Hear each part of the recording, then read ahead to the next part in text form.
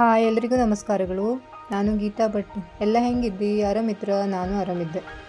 ನಾನಿವತ್ತು ಮೆಂತ್ಯ ಸೊಪ್ಪಿನ ಪಲ್ಯ ಮಾಡಿದೆ.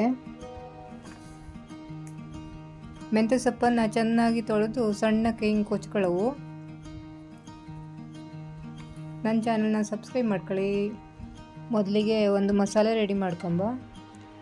ಒಂದು ಪ್ಯಾನ್ ಒಳಗೆ ಎಣ್ಣೆ ಹಾಕಿ,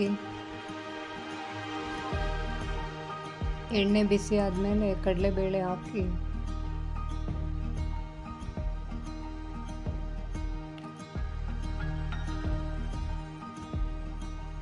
ಕಡಲೆಬೇಳೆ ಸ್ವಲ್ಪ ಬಿಸಿ ಆದಮೇಲೆ ಒಣಮೆಣಸು 4, ಒಂದು 5-6 ಎಸಳು ಬೆಳ್ಳುಳ್ಳಿ ಹಾಕಿ ಸ್ವಲ್ಪ ತೊಳ್ಸವು. ಹಾಗೆ ಒಗ್ಗರಣೆ ಸೊಪ್ಪು ಹಾಕವು, ಒಂದು 7-8 ಎಸಳು.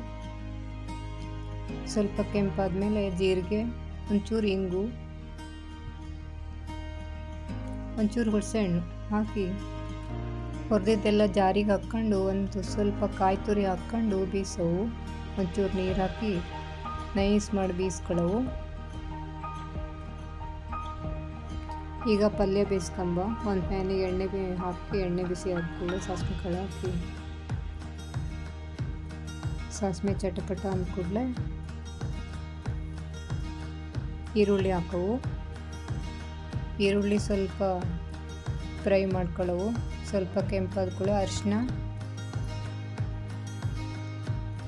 ಟೊಮೆಟೊ ಹಾಕಿ ತೊಳ್ಸವು. ಕಡೆಗೆ ಸೊಪ್ಪು ಹಾಕವು.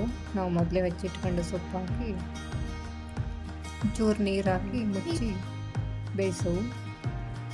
ಸ್ವಲ್ಪ ಬೆಂದಮೇಲೆ ಮೊದಲೇ ಬಿಸಿಟ್ಕೊಂಡು ಮಸಾಲೆ ಹಾಕಿ ಚೆನ್ನಾಗಿ ತೊಳ್ಸವು.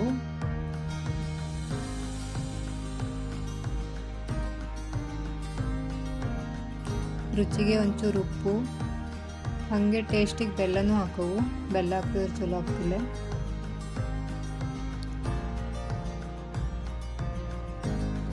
ರೆಡಿ.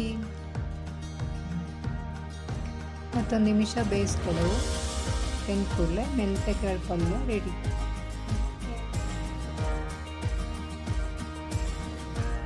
ಬಿಸಿ ಬಿಸಿ ಅನ್ನಕ್ಕೆ ಮೆಂತ್ಯಕಾಳು ಪಲ್ಯ ಟೇಸ್ಟ್ ಆಗ್ತು. ನೀವು ಮಾಡ್ಕೊಂಡು ತಿನ್ನಿ.